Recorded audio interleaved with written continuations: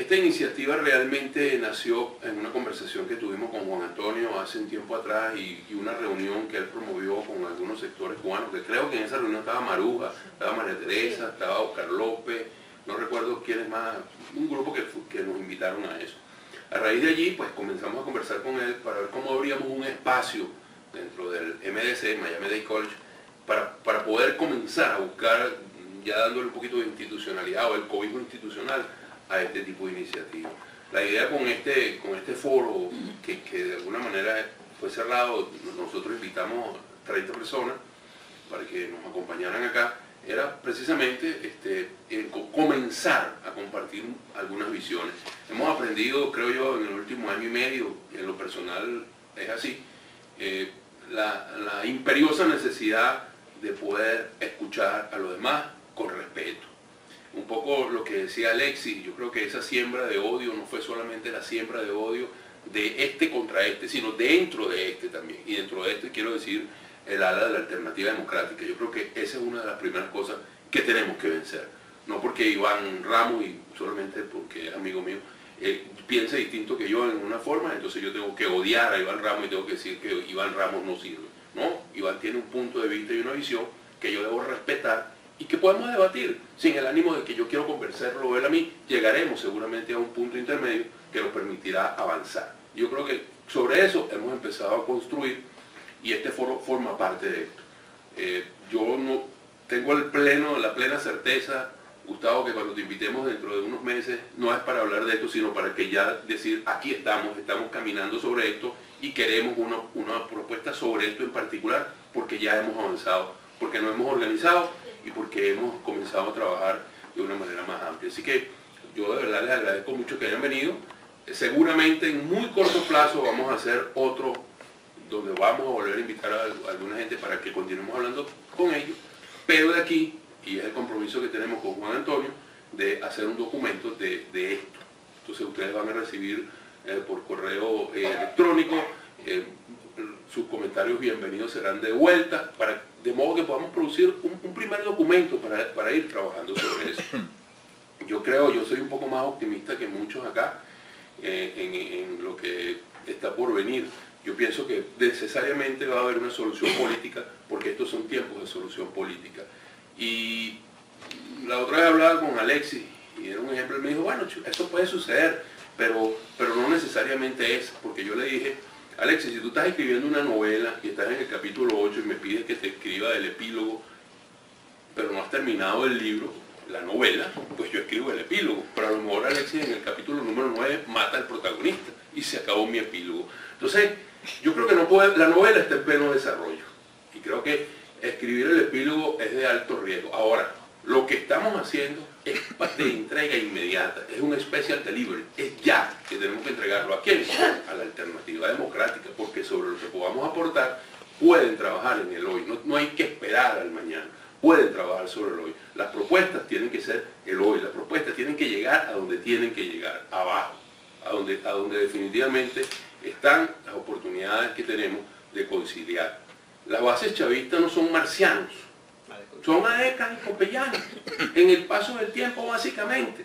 ¿Cómo rescatarlas sobre la base de un pensamiento democrático de pluralidad y convivencia? Es una tarea que se hace además con alternativas para lo que sería el corto plazo, en caso de que se produzca algún tipo de cambio en el modelo político, y después hay algunas que serían mucho más mediano y largo plazo. Luis Cedeño, mi estimado amigo Luis Cedeño, pues va a comentar lo que vamos a conversar acá.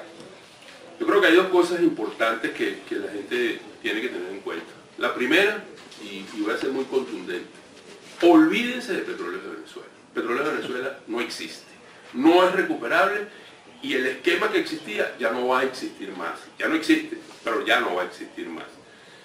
Lo que se construyó entre 1975 y el año 1999 ha sido defenestrado. La nueva PDVSA se ha convertido ahora en la Cosa Nostra y eso definitivamente no tiene compón ni recuperación. ¿Quiere decir eso que todos los que están allí deben ser votados, desplazados o defenestrados? No, no es así, pero es un proceso totalmente diferente. Yo creo que si uno repasa en la historia, la PDVSA de 1975, y dicho sea de paso, creo que fue un privilegiado, porque tuve 3 personas que definitivamente me condujeron en mucho de mi pensamiento sobre la base de lo que sería la industria y lo que era en ese momento el sector político. Me refiero a José Gregorio Páez, a Humberto Peñalosa y a Alberto Quiroz Corradi. Eso es un privilegio. Y dentro de la industria, pues haber compartido muy de cerca con personas a las que considero brillantes, como Luis Justi, como Juan Savo, Paglioni, Ronald Pantin, etcétera, pues definitivamente Luis Cedeño. Bueno, pero Luis Cedeño era el hombre de la refinación que nos tenía allí. Luis Cedeño se convirtió después en el hombre de la educación en el 7. Sí. Entonces, hay que tener en cuenta lo siguiente: en 1975, cuando se tomó esa decisión, que dicho sea de paso, no creo que se produjo la nacionalización de la industria, sino la estatización de la industria, y sobre eso elaboramos un poquito más adelante, porque había empresas nacionales. Por cierto, Humberto Peñalosa tenía una que se llamaba Mito Juan, una empresa privada, y la otra era Petrolera Las Mercedes, que la tenía Rubén Cove, y esas empresas nacionales, privadas, como siempre una iniciativa que ya existía en el país, fueron a parar a manos del Estado. Tudela también. Fueron estatizadas. Bueno, en el paso del tiempo, ¿qué nos dejaron? Las empresas transnacionales nos dejaron definitivamente un sentido meritocrático importante, manuales de procedimientos, una cultura organizacional, una forma de hacer las cosas, un conocimiento desarrollado y muchas oportunidades. Pero también nos dejaron una empresa en franco declive, definitivamente con una producción que venía cayendo, porque obviamente si a usted le dicen que dentro de un tiempo no va a haber más reversión, que va a haber una reversión y después se anuncia la nacionalización, pues si usted deja de invertir, lo que hace es que se cae la capacidad de producción y se vuelve absolutamente obsoleta la refinación. Pues eso fue lo que encontramos. Pero sin embargo, sabíamos cómo hacerlo, teníamos el know-how, el conocimiento, y existía algo importante. Había una organización, una meritocracia y una razón de ser. Así se construyó Petróleos de Venezuela en el paso del tiempo, y de 18.000 millones de barriles de reservas, que era lo que había en ese momento, alcanzamos los 78.000 millones de barriles en 1998, ciertos, reales y contantes. Después hablamos del otro. Además de esto, se hizo un proceso muy importante, que fueron los cambios en los patrones de refinación, en el centro de refinación de Paraguaná, anteriormente refinería de Amuay, refinería de Cardón. También hubo cambios importantes en la refinería del Palito, Luis podrá quizás complementar eso, en la refinería de Puerto La Cruz. En fin, se creó un centro de refinación nacional importante, pero además hubo un proceso de visión de futuro que se llamó internacionalización, ¿no? Todos estos procesos se hicieron bajo tiempos donde los precios de los crudos eran realmente complicados. Tuvimos algunas altas, disfrutamos de lo mejor en la época del 76, 77, 78. Tuvimos una caída importantísima que le tocó a Luis Herrera Campins en su gobierno. Disfrutó una subida tremenda de los precios, una abrupta caída, y como siempre nunca estuvimos preparados. No lo estuvimos ahora y estamos mucho menos preparados en este momento. Si antes había una visión estatista, rentista, en esa época, en esos años, pues lo que existe hoy es una cuestión absolutamente aberrante. Al fin de cuentas, Petróleos de Venezuela, y donde trabajé por mucho tiempo, creo que se construyó una empresa sólida, con liderazgo, con credibilidad internacional, y que era capaz de transitar el camino para el cual Venezuela debía prepararse. Sin embargo, el modelo que se construyó en 1975 se identificó, estaba agotado. Era necesario producir un cambio en Petróleos de Venezuela y su aproximación. Si fue bueno o malo el cambio, eso es algo que podríamos debatir en cualquier otro momento. Se produjo un proceso de transformación, desaparecieron las filiales y todo se concentró hacia Petróleos de Venezuela. Ese es el momento, pues, en que se produce el cambio de gobierno y encuentra a una PDVSA en una suerte de marasmo, que definitivamente no era la forma más sólida de poder confrontar lo que venía o lo que se hizo presente en ese momento. A partir del año 99 se presentó una lucha intestina, dura, complicada, dentro del Petróleo de Venezuela, una suerte de racia que no salió a afuera, que no se vio en la opinión pública hasta el año 2002, pero que existía desde el propio 2 de febrero de 1999. Y ese tiempo que se transitó allí fue el tiempo complejo, y cuando se tomó la decisión que se tomó en función de haber entendido para dónde íbamos. Lamentablemente creo que no supimos comunicarlo, o no había la disposición de escucharnos cuando se hizo el planteamiento. Ese no es el punto hoy en día. Sucedió lo que ya ustedes saben ha sucedido. Hoy en día tienes una empresa absolutamente minusválida, con una capacidad de producción en decadencia absoluta, una capacidad de refinación en muy mal estado, una empresa que tiene una capacidad de refinación nacional que funciona en el 60% de su capacidad, pues definitivamente abre los espacios a muchas otras problemáticas de por qué se importa gasolina.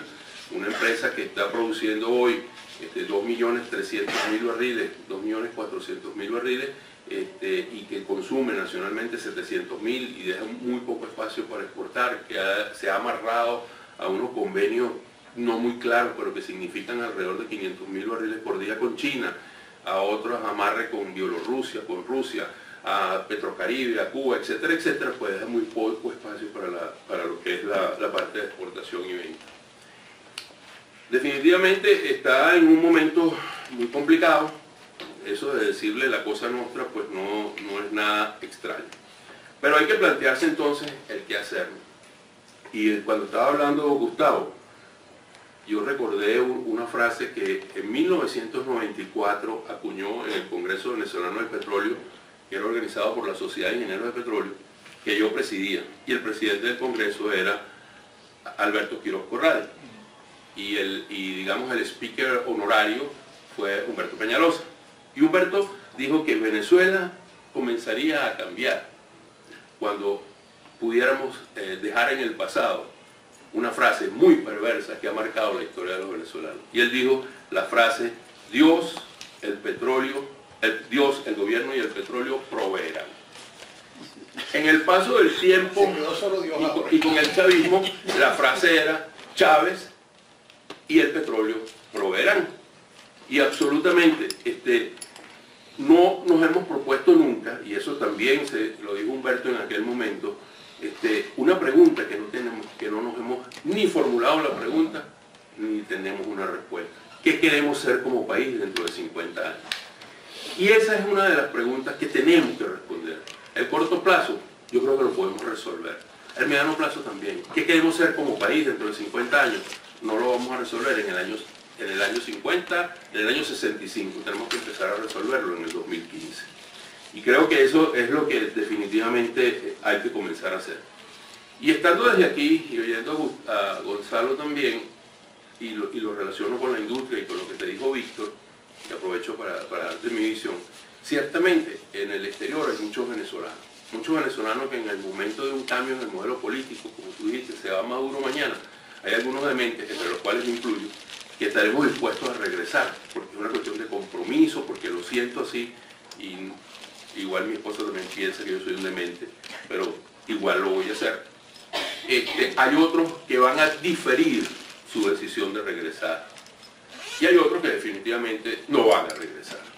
Dentro de los compañeros de la industria petrolera, dentro de los 25.000 que se fueron, porque fuimos despedidos 23, pero ya hay otros tantos que ya no están.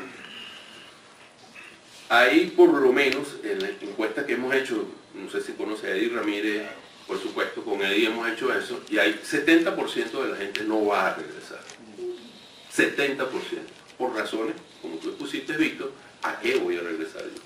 Hay un 30% que va a regresar, algunos como yo, y una gran mayoría de los que están en Venezuela, que son abogados, comunicadores,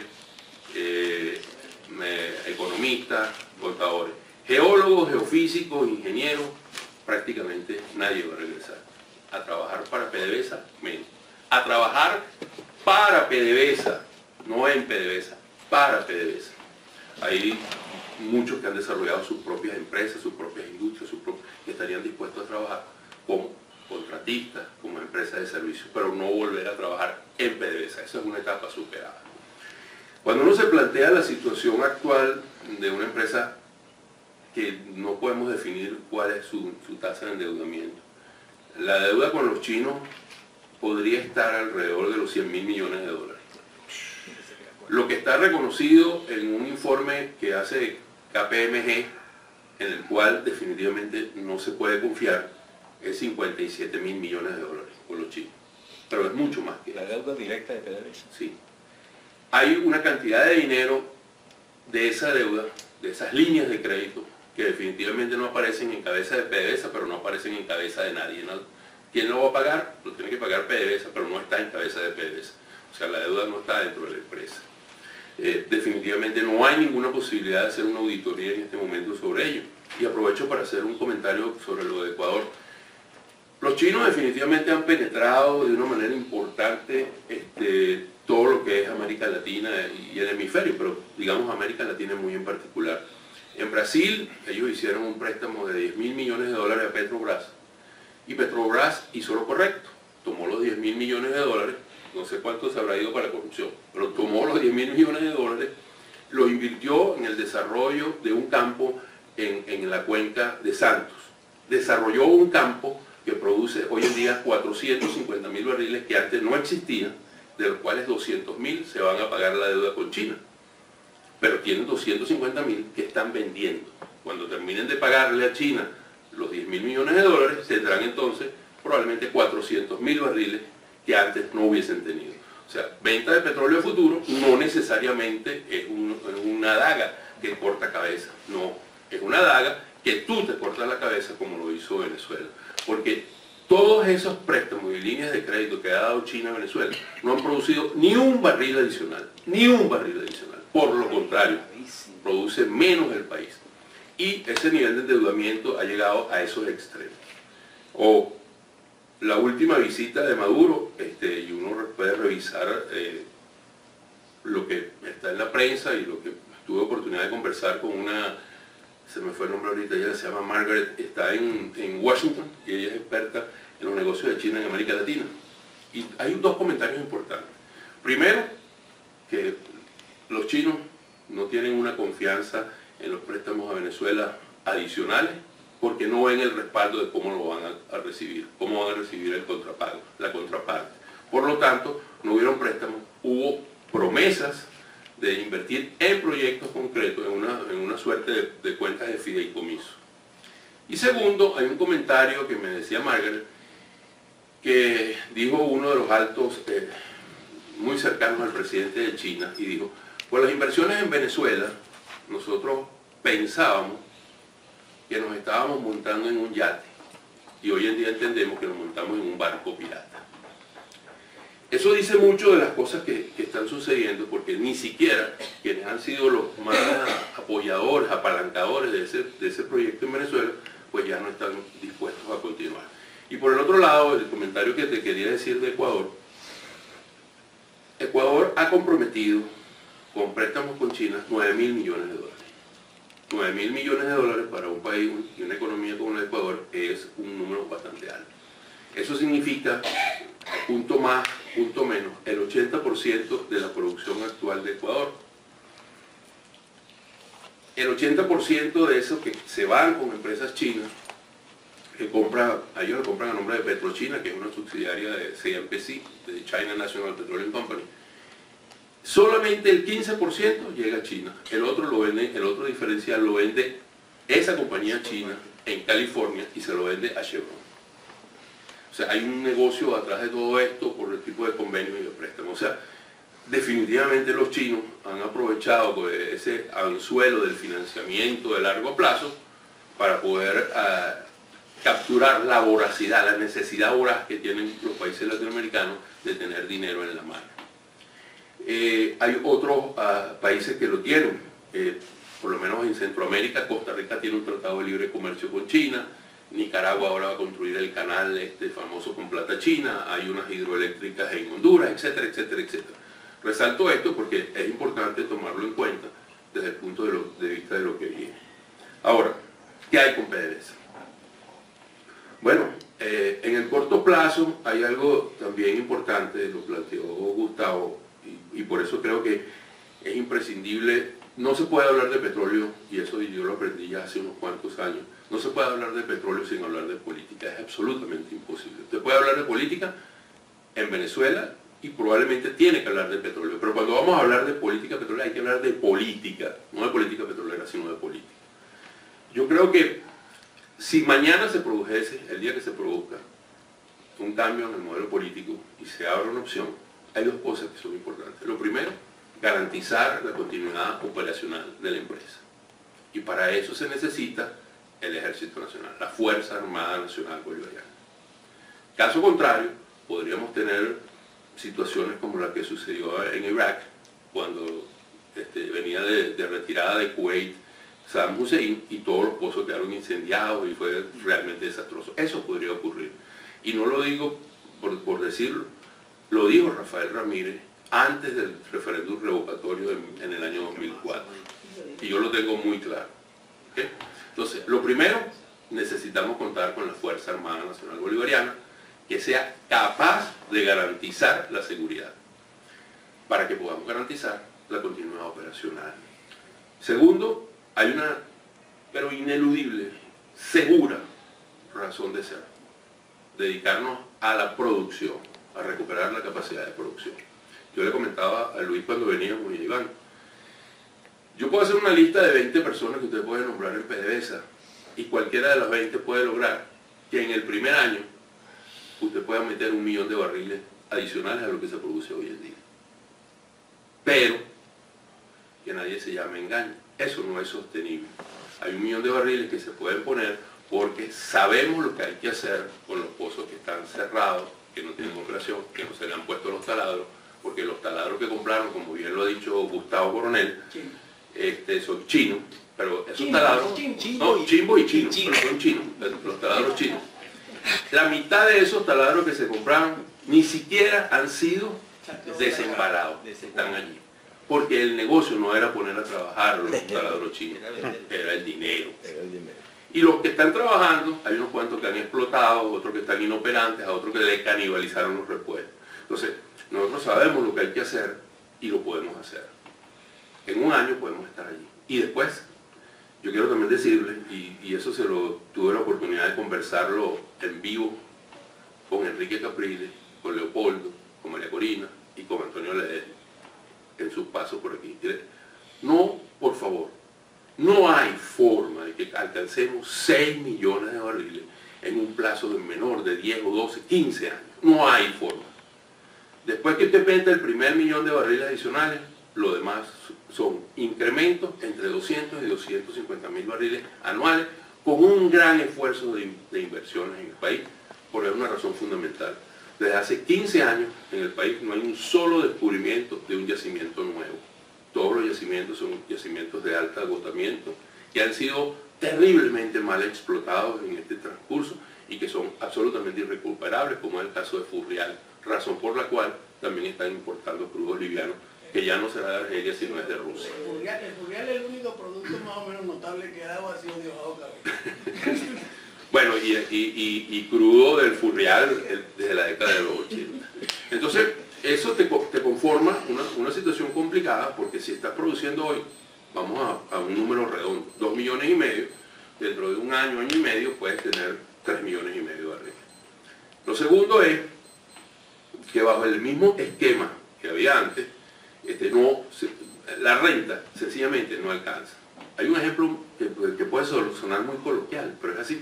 Si usted hace un cumpleaños y tiene una torta de este tamaño y la comparte entre 10 muchachitos, bueno, cada uno se va a comer un buen trozo de torta. Eso pasaba en los años 70. Yo me tomé la tarea, hice una tarea de poner los precios del crudo desde el año 70 hasta el año 2015 en dólares del 2015. Y es más o menos así, yo lo hubiésemos podido mostrar, pero yo se los puedo hacer llegar, no hay ningún problema. Y cuando uno saca el per cápita, uno se da cuenta de que el per cápita de hoy es, por supuesto, muchísimo menor que el del año 70, con un agravante.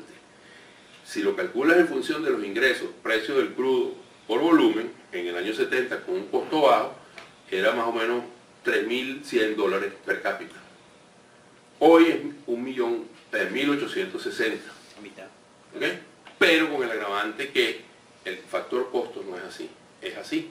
porque ahora tiene que comprar gasolina, tiene que comprar crudo, tiene que pagar una cantidad de cuestiones que antes no se pagaban, hay un índice de inflación, tienes un etcétera, etcétera, etcétera, etcétera. Entonces, no alcanza, porque ahora tú tienes en la fiesta, y para que solamente recordemos, nosotros teníamos en el año 70 11 millones, ¿vale?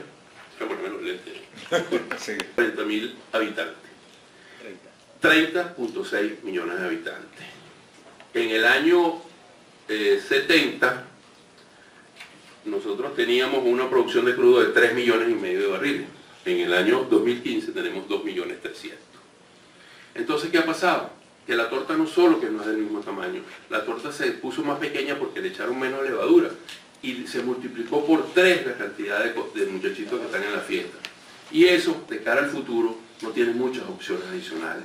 Lo que quiero decir es que el petróleo puede servir de impulsor, pero es imprescindible que se hagan desarrollos diferentes en el país, el turismo, la agricultura, etcétera, etcétera. No hay otra forma. Y todos aquellos que están pensando que pueden seguir en la renta, viviendo de la renta, pues definitivamente no hay ninguna posibilidad de que eso sea así. Desde el punto de vista de lo que pueda pasar, yo le digo nuevamente, aquí el factor más importante en el corto plazo es poder garantizar la seguridad de la empresa para que la continuidad operacional se dé. Es imprescindible. Luego de ello, y también lo hemos conversado muchas veces, hay 130.000 personas, 120 y tantos mil empleados. Ya en el año 2000, una de las pocas cosas buenas que hizo Chavaldini, y yo estuve coordinando ese estudio, en el año 2000 se detectó que en Petróleos de Venezuela sobraba el 30% de la gente. ¿Y por qué sobraba? Sobraba porque había antes habían tres finanzas, 3 asuntos legales, 3 relaciones comunicacionales, 3 de todo. Ahora solamente había una. Entonces había un excedente que había que disponer. Y había un déficit de geólogos, geofísicos, ingenieros de petróleo, ingenieros mecánicos, que había que compensar. Ese 30%, la decisión fue, aquí no se vota a nadie. Y creo que ese es el primer paso. ¿Dónde los reubicamos? Hoy en día tiene 125.000 personas que por lo menos le garantizo que sobran 85 o 90. Ahí está gente del Pedeval, bueno, tendrán que ir a donde corresponde. Hay gente de la vivienda, tendrán que ir a donde corresponde. Y habrá que ir haciendo ese trabajo. Y lo que quede, porque va a quedar un número importante, es dejarlos aquí, en este edificio, y construir un nuevo edificio con otro nombre, el que ustedes le quieran poner, y comenzar a hacer un trasiego de la gente que puede estar aquí y que está en capacidad de hacerlo. No es mucha tampoco, no vayan a creer, pero hay una capacidad importante y allí juega un papel fundamental una de las filiales que fue destruida, que es el 7. Nosotros necesitamos reeducar. Yo, en esa suerte de radicalismo que mucha gente tiene, que en PDVSA nada sirve, yo le he dicho, espérate un momentico, ahí durante los últimos 15 años que nosotros no hemos entrado, han sido contratados geólogos, geofísicos, ingenieros mecánicos, economistas, que son graduados en las universidades nacionales, y no me refiero a las bolivarianas, me refiero a la Universidad Central, a Luz, a la Simón Bolívar. Son muchachos que salieron como estudiantes, como nuevos profesionales bien preparados. ¿Qué sucede? Dentro de la empresa hay una pérdida absoluta de los principios, de los valores, no existe la meritocracia, no existe el desarrollo de carreras, no existe absolutamente nada que no sea una cultura de la corrupción. Pero siguen habiendo un grupo importante que es absolutamente recuperable y que nosotros tendríamos que reeducar. Y digo nosotros porque dentro de ese 30%, los dementes, el grupo de dementes, pues hay algunos que estamos empeñados en eso. Es tremendamente complicado porque la visión que tienen muchos de que hay que entrar con un machete cortando cabezas no existe. Ese no puede ser, no existe y además no es la solución.